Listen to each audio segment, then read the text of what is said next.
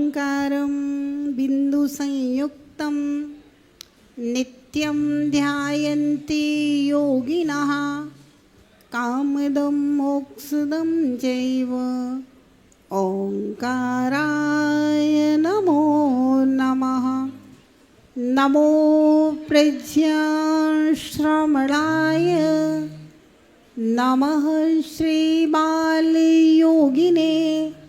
नमो आचार्य देवाय नमः श्री विराग सिन्धवे मोक्षमार्गस्य नेतारं भेत्तारं कर्मभोवृतां ज्ञातारं विश्वतत्त्वानां वंदे तद्गुणलब्धये। जय बोले अनंतानंद पंचपरमेष्ठी भगवान की, देवादिदेव 1008 से आदिनाथ भगवान की, देवादिदेव 1008 से चिंतामणि पार्श्वनाथ भगवान की, अंतिम तीर्थेश वर्तमान शासन नायक भगवान महावीर स्वामी की जय हो। परम पूज्य सर्वोच्च समाधि सम्राट गणाचार्य गुरुदेव श्री 108 विराग सागर जी महाराज की जय हो। परम पूज्य चर्या शिरोमणि पट्टाचार्य गुरुदेव श्री 108 विशुद्ध सागर जी महाराज की जय हो। परम पूज्य आचार्य गुरुदेव श्री 108 उमा स्वामी महाराज की जय हो। तत्वार्थ सूत्र महाग्रंथ की जय हो। बोले परम पूज्य गणेशमणि आरिका रत्न 105 विभा श्री माता जी की, आरिका संघ की जय। वंदा में माता। चलिए आज हम 8वें अध्याय का पाठ करेंगे। यद्यपि लेट हो गए हैं फिर भी पाठ करेंगे। निकालेंगे पेज नंबर 491।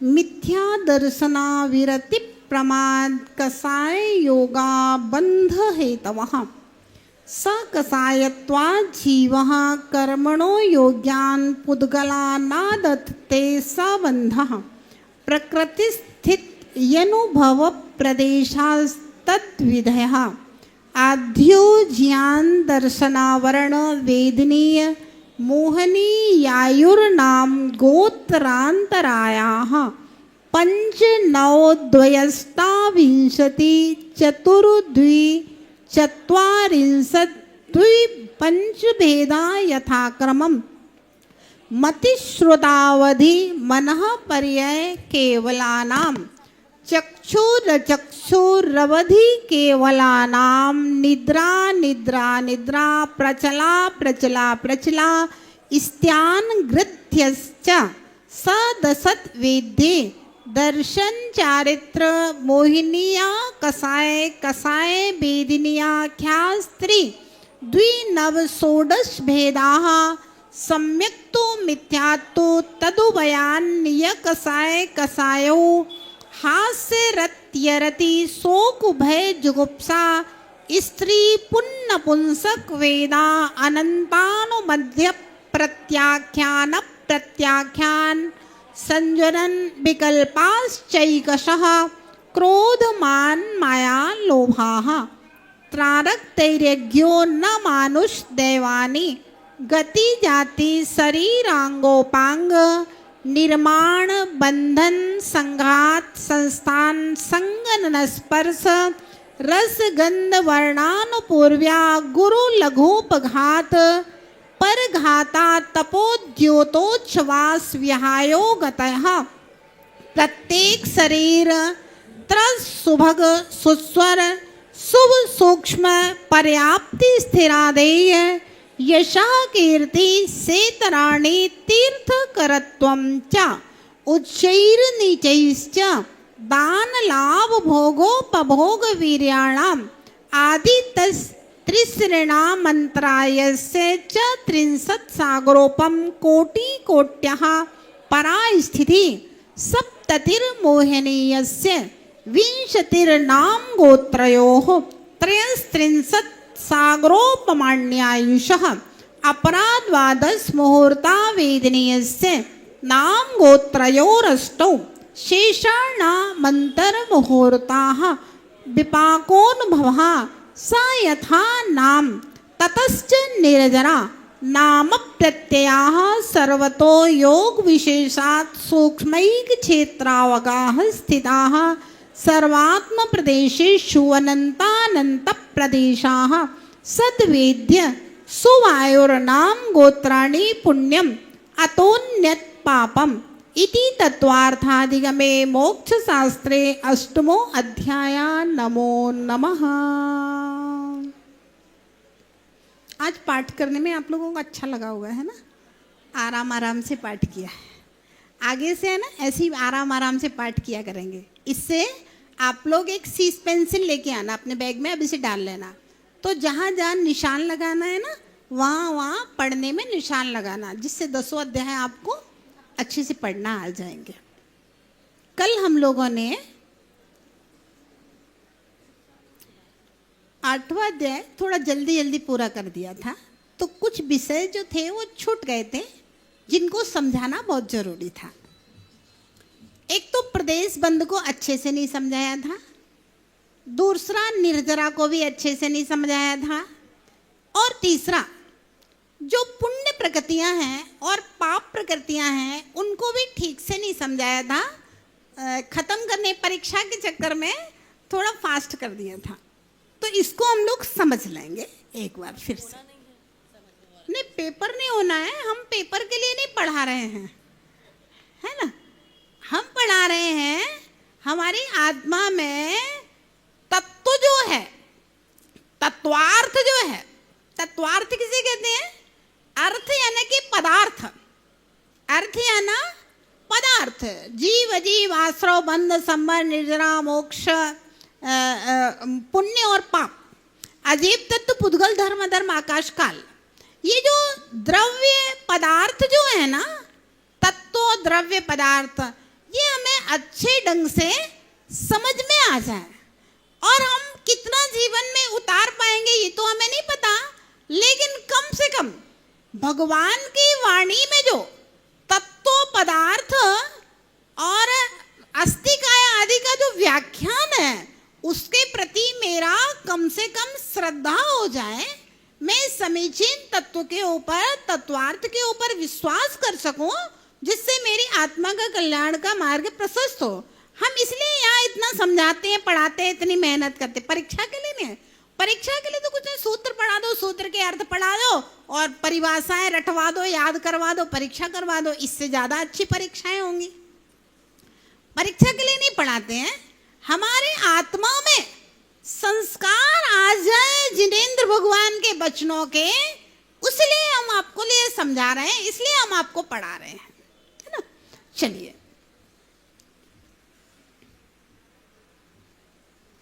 सवाल ये था, 4 प्रकार का बंध हमने बताया था, जो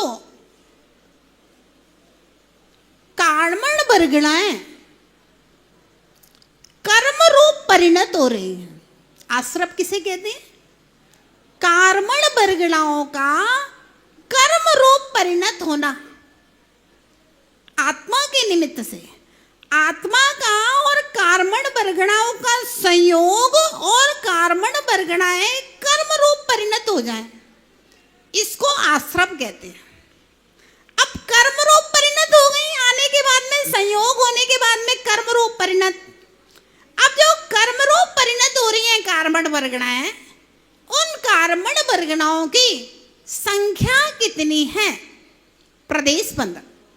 उन कर्मण वर्गणाओं का स्वभाव क्या है? प्रकृति बंध।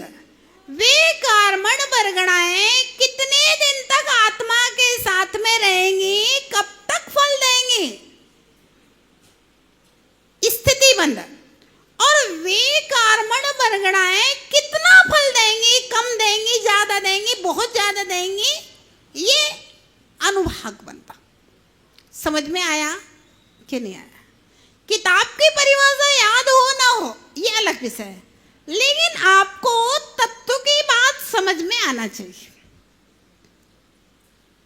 जीव चेतन स्वभावी हमारी आत्मा, अजीव रूप रस गंध स्पर्श से युक्त जो पुद्गल तीनों लोक में भरा हुआ है वह भी पुद्गल अजीब है। धर्म द्रव्य जो जीव पुद्गल को चलने में सहभागी है वह भी अजीब द्रव्य है। आकाश जो अवगाहन देता है वह भी अजीब द्रव्य है। और काल जो परिणमन में कारण है वह भी अजीब द्रव्य है। और धर्म द्रव्य तो अजीब मतलब धर्म, अधर्म, आकाश, काल और पुद्गल द्रव्य, ये 5 अजीब द्रव्य हैं। जीव तत्व, अजीब तत्व, आश्रव तत्व, कर्मों का आत्मा के साथ संबंध होना और कार्मण वर्गणाओं का कर्म रूप परिणत होना। पौद्गलिक जो कार्मण परिणाम है वो आत्मा के साथ मिल करके आकर के आत्मा के अंदर और कर्म रूप परिणत हो रही हैं। तो कार्मण वर्गणाओं का आत्मा से मिलना, आना, घुसना आत्मा के प्रदेशों में, वो आश्रव और कर्म रूप परिणत होकर के बंध जाना, वो बंध कहलाता है। संबर कर्मों का रुक जाना, संबर निर्जरा जो बंधे हुए कर्म है उनका क्षय हो जाना निर्जरा कहलाता है। और जब सारे कर्म आत्मा में से क्षय हो जाएंगे तो क्या होगा? आत्मा कर्मों से मुक्त हो जाएगी। बस वही मोक्ष है। कौन सा मोक्ष है? आत्मा का कर्मों से मुक्त हो जाना वही मोक्ष है। वो तो आत्मा यही मुक्त हो जाएगी, सिद्धालय में जाके थोड़ी ना मुक्त होती है। संसार में आत्मा कर्मों से मुक्त होती है तो वह आत्मा सिद्धालय में जाकर के विराजमान होती है। मुक्त तो यही हो जाती है, संसार में ही आत्मा मुक्त हो जाती है। और 4 कर्मों से मुक्त तो यही जमीन में पद्मासन लगाए लगाए मुनि महाराज हो जाते हैं, तब आसमान में 5000 धनुष ऊपर उड़ते हैं, है ना। तो 7 तत्व, एक नौका का उदाहरण दिया जाता है। नौका अजीब है, नाविक की आत्मा जीव है। अब क्या हुआ, नौका में छेद हो गया तो पानी आने लगा। पानी का आना आश्रव। अब पानी भर गया तो पानी का भर जाना नौका में बंद। अब नाविक ने देखा, अरे नौका तो डगमग हो रही है, ये क्या हो गया? अरे ये पानी भर गया, इसके कारण से पानी भर गया। तो पानी आया कहाँ से? भरा है तो आया होगा ना। तो देखो ये छेद से आ रहे हैं, ये छेद हैं 3, बंद करो इन छेदों को। संबर, छेद बंद कर दिए, संबर। अभी भी नौका डगमग हो रही है, अब क्या करें? तो भाई पानी को बाहर निकालो, निर्जरा। और पूरी नौका खाली हो गई और अपने गंतव्य स्थान पर पहुंच गई। तो क्या हो गया? मोक्ष हो गया। ऐसे ही हमारी आत्मा जीव द्रव्य है, शरीर और कार्मण वर्गणाएं ये सब पुद्गल द्रव्य है। अब कार्मण वर्गणाओं का आत्म प्रदेशों में आना, आश्रव, बंधना, बंद, रुकना, संबर और बाहर निकलना निर्जरा। और पूरी कार्मण वर्गणाओं से आत्मा मुक्त हो जाए कर्म से तो मोक्ष। इस तरह से 7 तत्वों का स्वरूप है। 8वें अध्याय में हमने बंध तत्व का स्वरूप पढ़ा है। कौन से तत्व का? बंध के कारण और बंध का स्वरूप। 4 प्रकार के बंध का स्वरूप: प्रकृति बंध, स्थिति बंध, अनुभाग बंध और प्रदेश बंध। अब कहा कि कर्म बंध जाते हैं तो क्या होता है? तो भाई फल देने के बाद में निर्जीर्ण हो जाते हैं। जैसे हम खाना खाते हैं, उसके बाद में खाया पिया से एनर्जी बनी और उस एनर्जी को हमने यूज किया और बाद में जो बचा हुआ मल निकल गया। अब हमें उसका मल से हमारी आत्मा का कोई संबंध नहीं है। वृक्ष से फल टूट गया, अब वृक्ष का और फल का कोई संबंध नहीं है। इसी प्रकार से आत्मा को कर्म ने फल दे दिया, वो कर्म अलग हो गया। अब उस कर्म का आत्मा से कोई संबंध नहीं है। हाँ, कर्म के फल में राग द्वेष किया फिर नवीन कर्म बनेगा, और फिर जब वो फल देगा तो उससे खत्म होएगा। तो ये प्रक्रिया अनादि काल से तब तक चलती रहती है जब तक यह जीव साम्य भाव रख के मुनि बन करके सारे कर्मों को अलग नहीं कर देता है समता परिणाम से, शुक्ल ध्यान से, तब तक ये कर प्रक्रिया संसार में रहते हुए चलती रहेगी, चलती रहेगी, चलती रहेगी, है ना। ततश्च निर्जरा, ये सूत्र था। तो कर्म निर्जर फल देने के बाद में निर्जीर्ण हो जाता है। वह निर्जरा दो प्रकार की, एक तो सारे संसारी प्राणियों के कर्म उदय में आ रहे हैं, फल देकर निकल रहे हैं, हमारे भी निकल रहे हैं। कोई भी प्राणी ऐसा नहीं है जिसका कर्म फल दे करके नहीं निकल रहा है। वो होती है सविपाक निर्जरा। सविपाक निर्जरा में क्या होता है, 100 परमाणु निकले तो 150 बंधे, तो क्या होगा, आत्मा कभी हल्की होएगी ही नहीं, वो तो भारी ही रहेगी। दूसरी होती है अविपाक निर्जरा। अविपाक निर्जरा कैसी है? सविपाक निर्जरा तो ऐसी है जैसे पहाड़ पे ढलान है, पानी ऊपर से बह रहा है, भैया बह रहा है, सहजता में बहता जा रहा है, निकलता जा रहा है, कर्म फल दे रहे हैं, वो निकल रहे हैं। अविपाक निर्जरा, अब जो पानी पहाड़ से नीचे गिर रहा है, उस पानी को पहाड़ के ऊपर चढ़ाओ तो क्या करना पड़ेगा?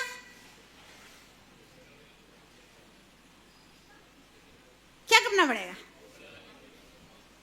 मोटर लगाओ, है ना, ताकत लगाओ, पावर लगाओ, बाल्टियों से भर भर के ले जाओ ऊपर, जो नीचे आ रहा है उसको। ऊपर से पानी नीचे तो सहजता में भर रहा है, अब नीचे से पानी ऊपर पहाड़ पे चढ़ाना है तो मेहनत करना पड़ेगी। अविपाक निर्जरा करना है तो अच्छे पर्यूषण के 10 दिन अविपाक निर्जरा कर देंगे, है। मोबाइल से बहुत झूठ सच होता है। 10 दिन के लिए मोबाइल का त्याग कर दो,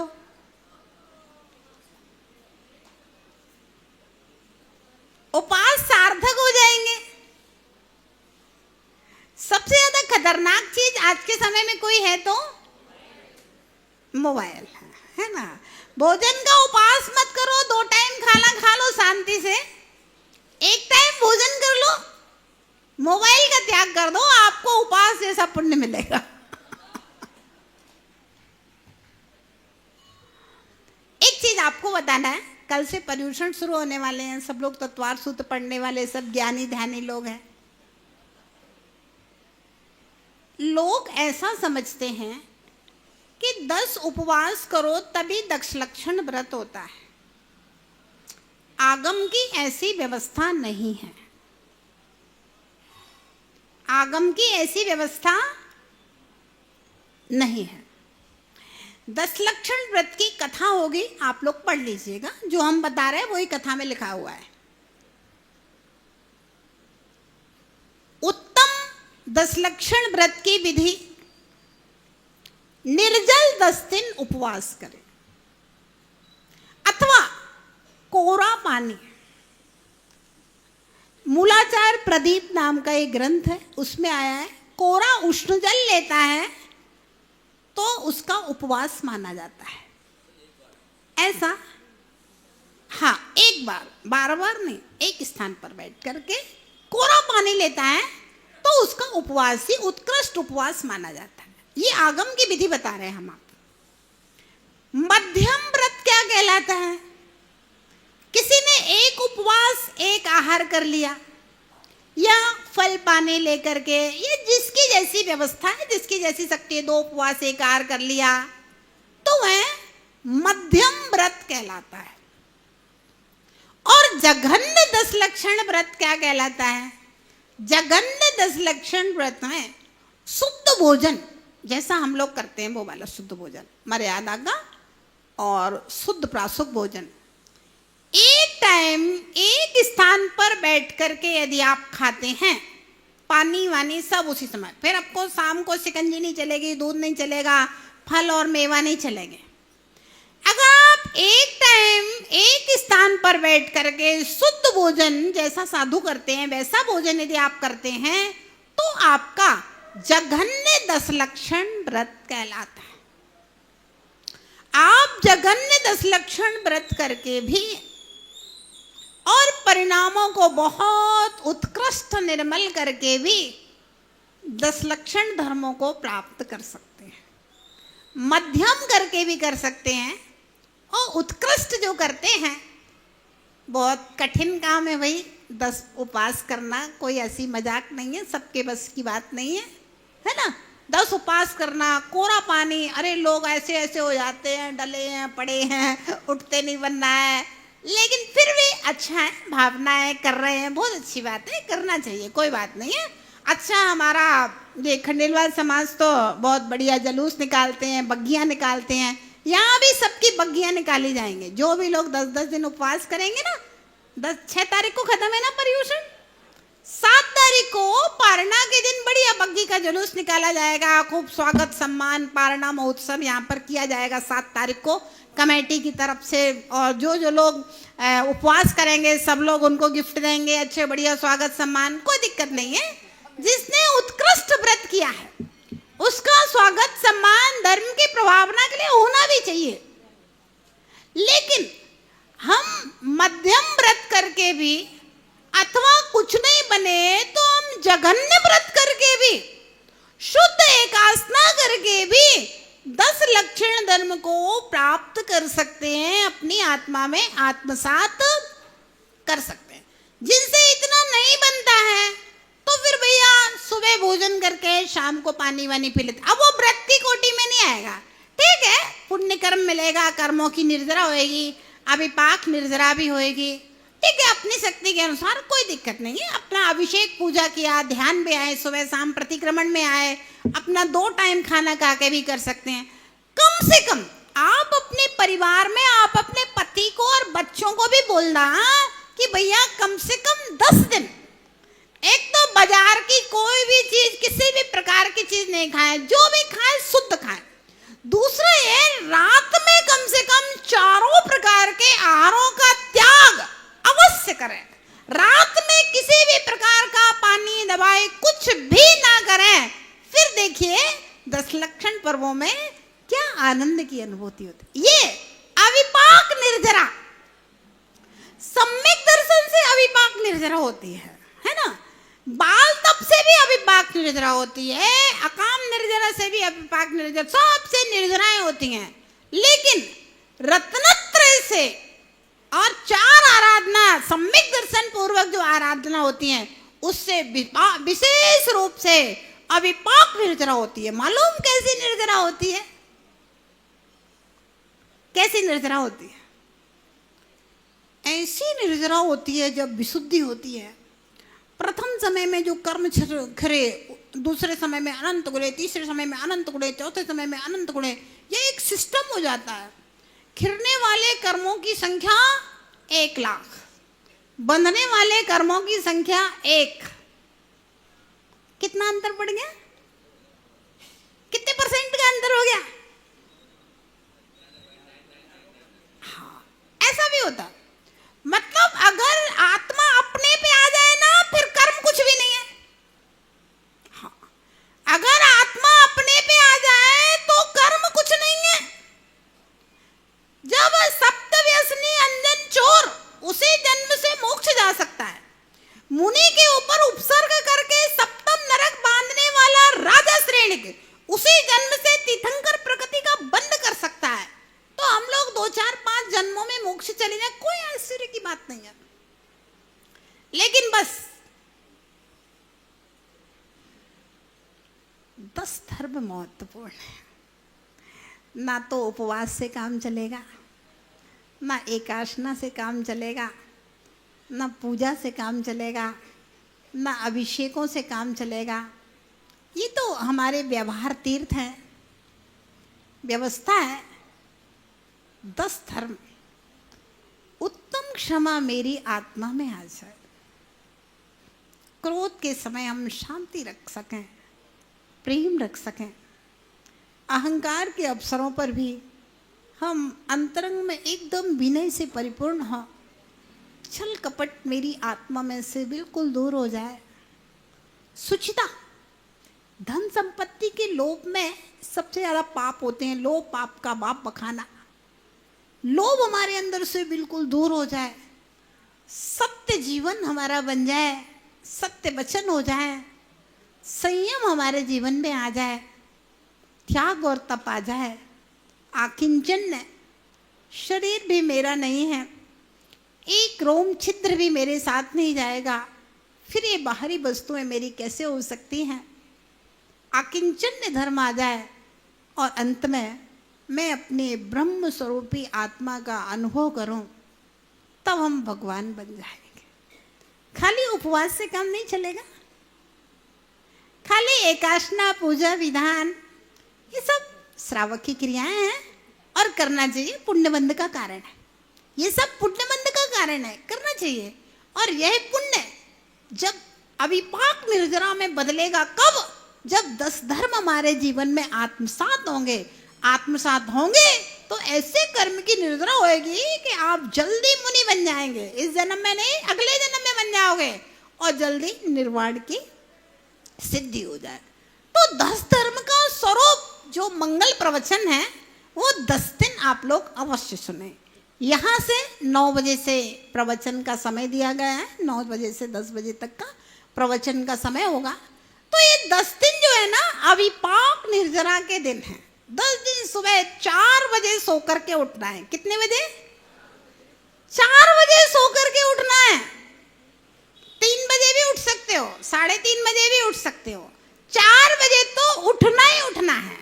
10 दिन साधुओं की तरह गुजारना है। किसकी तरह? साधुओं की तरह 10 दिन गुजारना है। साधुओं के सोने के उठने का समय होता है 3 से 4 बजे तक। हमारे संघ में सब लोग 4 बजे तक सो करके उठ जाते हैं। कोई कोई माता जी तो श्री माता जी हमारी 2:30 बजे से सो के उठ के बैठ जाती हैं, है ना। कोई 3 बजे उठ जाता है, कोई 3:30 बजे उठ जाता है, 3:30 बजे अलार्म बजता है ना। तो 3:30 बजे अलार्म बजेगा तो थोड़ा बहुत आंखें मलेंगे, 3:45 तक उठ जाएंगे। और कोई बीमार है, कुछ है, तो 4 बजे के पहले पहले सारा संघ हर हाल में उठ करके सामायिक करने के लिए बैठ जाएगा। ये व्यवस्था भी, कोई बीमार हो तो बात अलग है, बाकी सामान्य से। तो आप साधकों की तरह, साधुओं की तरह 4 बजे से सो करके उठ जाइए। 9 बार नमोकार पढ़ लिए और अपना स्नान विस्नान करके सामायिक करना है तो कर लीजिए, नहीं तो आ जाइए। 5 बजे से शिविर शुरू हो जाएगा। 5 से 5:30 योगासन, क्योंकि स्वस्थ रहने के लिए श्रावक की दिनचर्या में योग करना बहुत जरूरी है। 5 से 5:30 योगासन हम नहीं कराएंगे, कोई योगासन के टीचर आएंगे वो कराएंगे 5 से 5:30। 5:30 से 6 बजे तक ध्यान, यहाँ पर छोटा सा ध्यान आधा घंटे का, ऐसे तो 1 घंटे का ध्यान कराते हैं, लेकिन वो आधा घंटा योगासन के लिए निकाला है, आधा घंटा ध्यान के लिए निकाला है।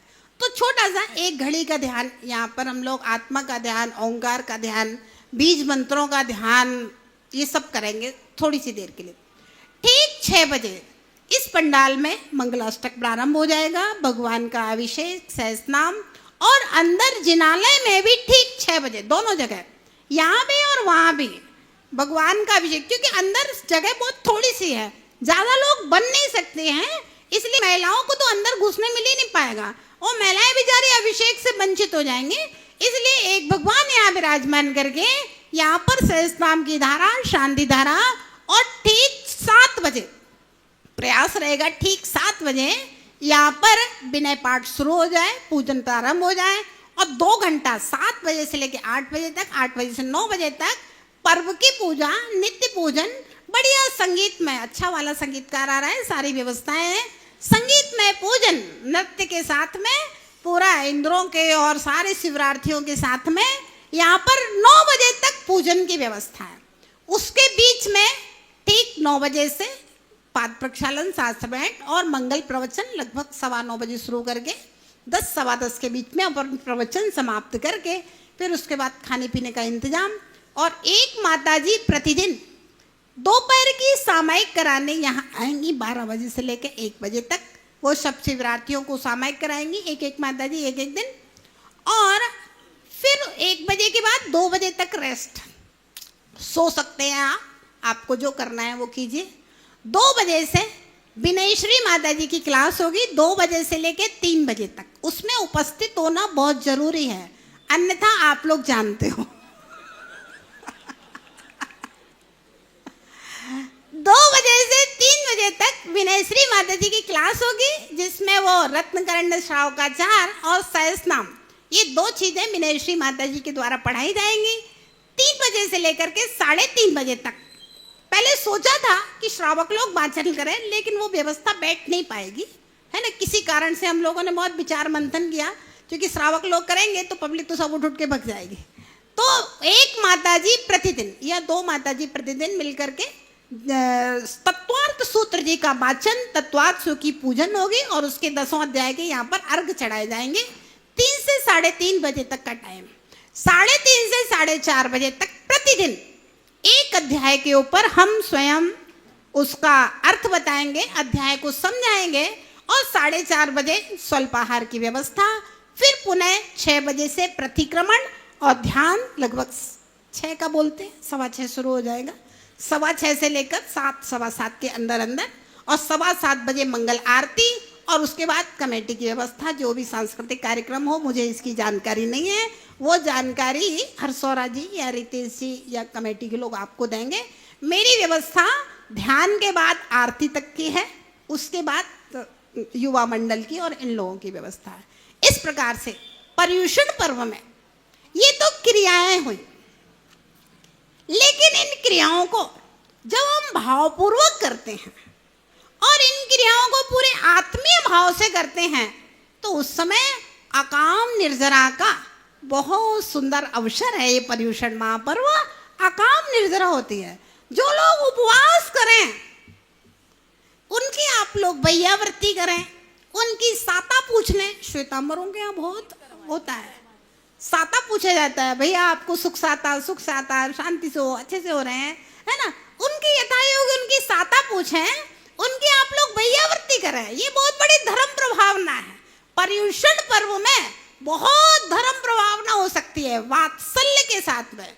बिना वात्सल्य के धर्म प्रभावना कभी भी नहीं होती। धर्म प्रभावना जब भी होगी, सामने वाले का हृदय कभी भी प्रभावित होगा तो आपके प्रेम से, आपके वात्सल्य से प्रभावित होगा।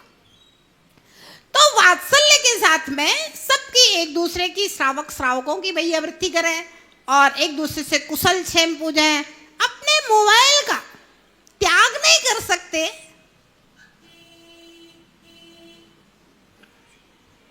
तो कम से कम टाइम लिमिट कर दें,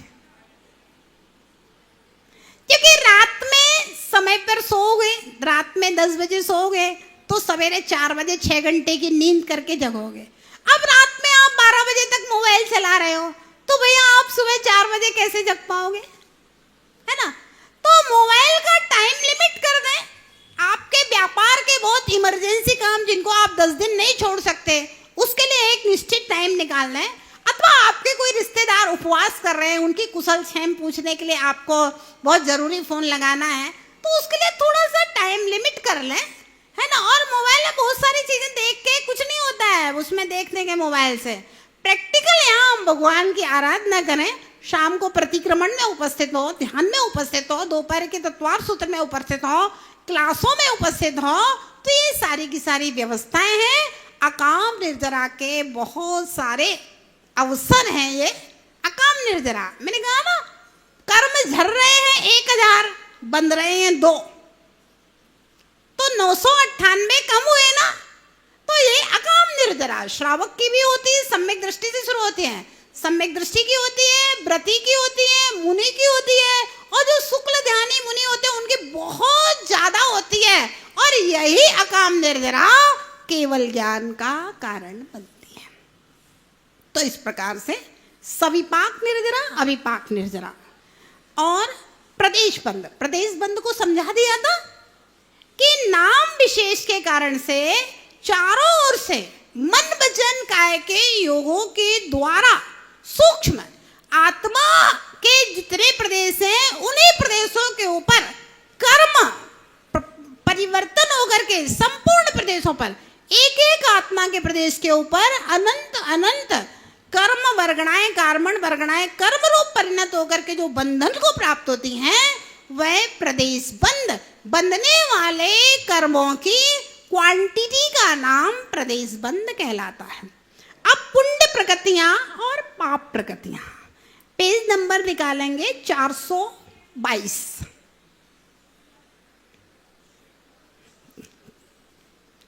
हम लोग पुण्य और पाप प्रकृतियों को इस चार्ट में समझेंगे तो आपको अच्छे से समझ में आ जाएगा। कर्मों की कुल 148 प्रकृतियां हैं, पाप प्रकृतियां 100 हैं, पुण्य प्रकृतियां 68। 100 और 68 कितने हुए? प्रकृतियां कितनी हैं? अब 20 एक्स्ट्रा कहां से आ गई?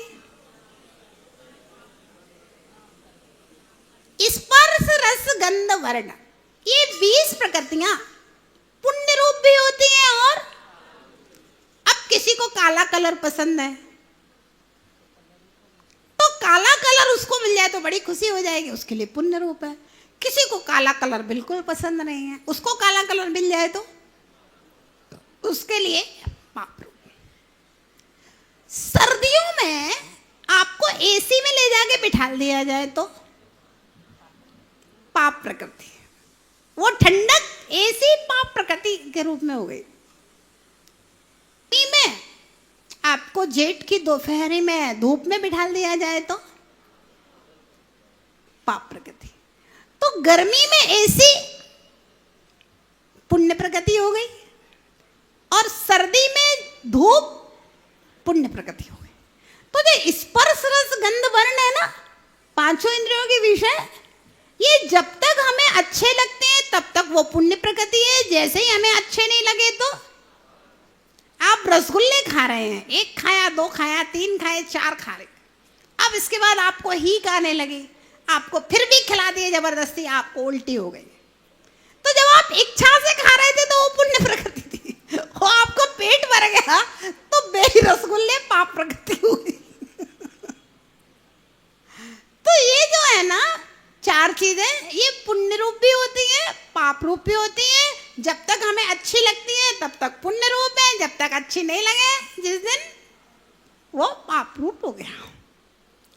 तो 148 प्रकृतियां हैं, पाप प्रकृतियां 100 हैं और पुण्य प्रकृतियां 68। अब देखिए, पाप प्रकृतियां ज्यादा हैं और पुण्य प्रकृतियां कम है। क्या 120 कैसे हो सकती है?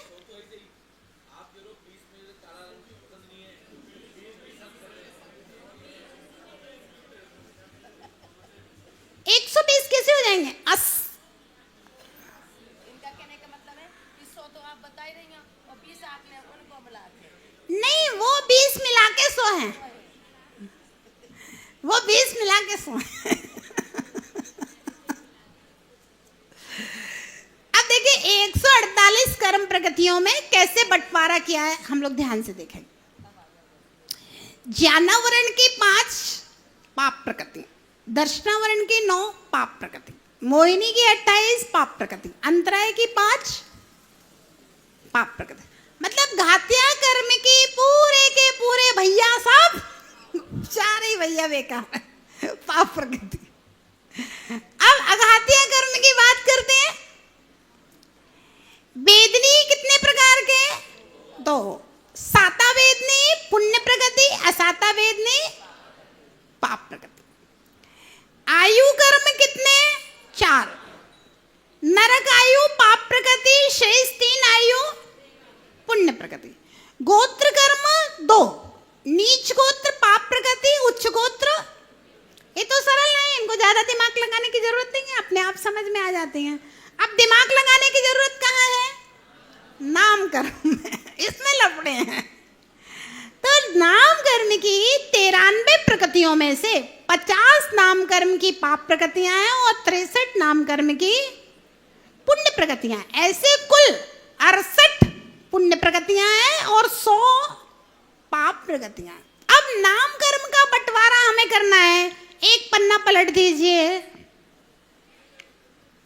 पेज नंबर 424 और 425।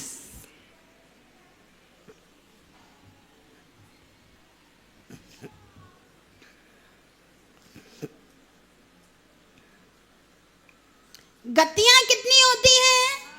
4। पाप प्रगति में कितनी गति है? 2। त्रियंच और नरक, मनुष्य और देवगति। अब देखिए, वहां आयु मनुष्य और देव पुण्य थी और नरक पाप थे। लफड़ा कहां पड़ रहा है? संकट त्रियंच में। त्रियंच गति पाप प्रगति है और त्रियंच आयु पुण्य प्रगति है। ऐसा क्यों अशोक जी? समझो, आयु का मतलब होता है शरीर में आत्मा के रहने की स्थिति, उसको हम क्या कहते हैं? आयु। आप किसी त्रियंच से पूछो, क्या आप मरना चाहते हो? एक राजा शुभ की कथा सुनी होगी प्रवचन में। सब लोग यहाँ जितने भी आते हैं ना, सब प्रवचन सुनने वाले लोग हैं। और साधु संत तो कोटा में रहते ही हमेशा, धर्म नगरी है यहाँ। साधु भक्त लोग रहते हैं कोटा में, तो साधु भी जहाँ भक्त होंगे वहां भगवान आते हैं। राजा शुभ की कथा मुनि ने बता दिया था, आज से 7वें दिन मृत्यु है और तुम अपने घर के बिष्ठा में कीड़ा बनोगे। पुत्र से कहा, बेटा मैं बिष्ठा में कैसे रहूंगा, मैं इतना बड़ा सम्राट, मैं बिष्ठा में कीड़ा बनूंगा अपने ही घर के बिष्ठा गृह में। हम कहते ना, आप अपने ही घर की दीवार पे छिपकली बन के चिपकोगे। ये जीव का जो राग होता है ना, वो वहीं जाके पैदा होता है। अगर बिष्ठा में कीड़ा भी बनोगे तो अपने ही घर के गटर में बनोगे, दूसरे के यहाँ जाके नहीं बनोगे। अब वो देखो, वो सेठ मेढक भी बना तो अपने ही घर की बावड़ी में मेढक बना था, सेठाने के ऊपर फुदकता रहता था।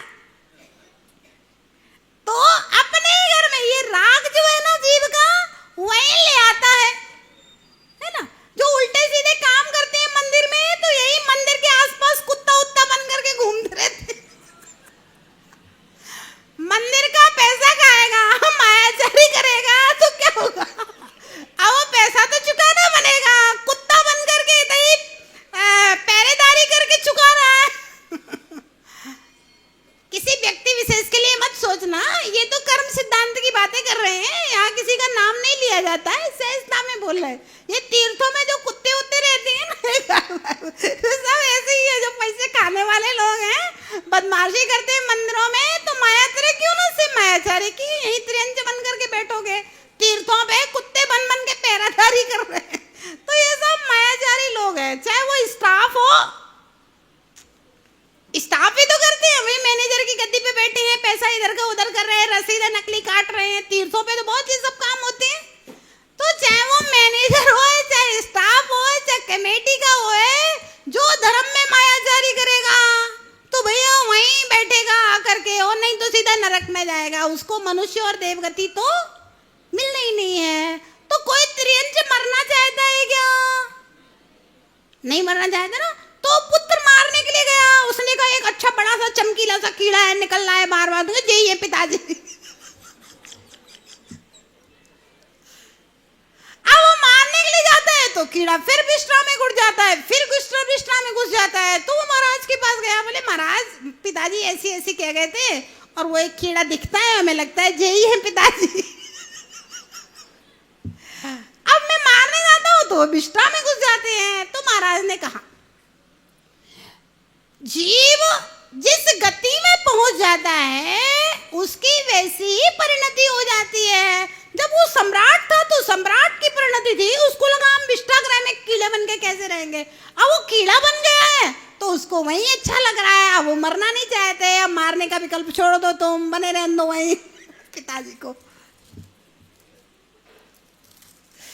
तो कहने का मतलब ये है कि कोई भी मरना नहीं चाहता है, ये वाली बात हम कह रहे थे, है ना।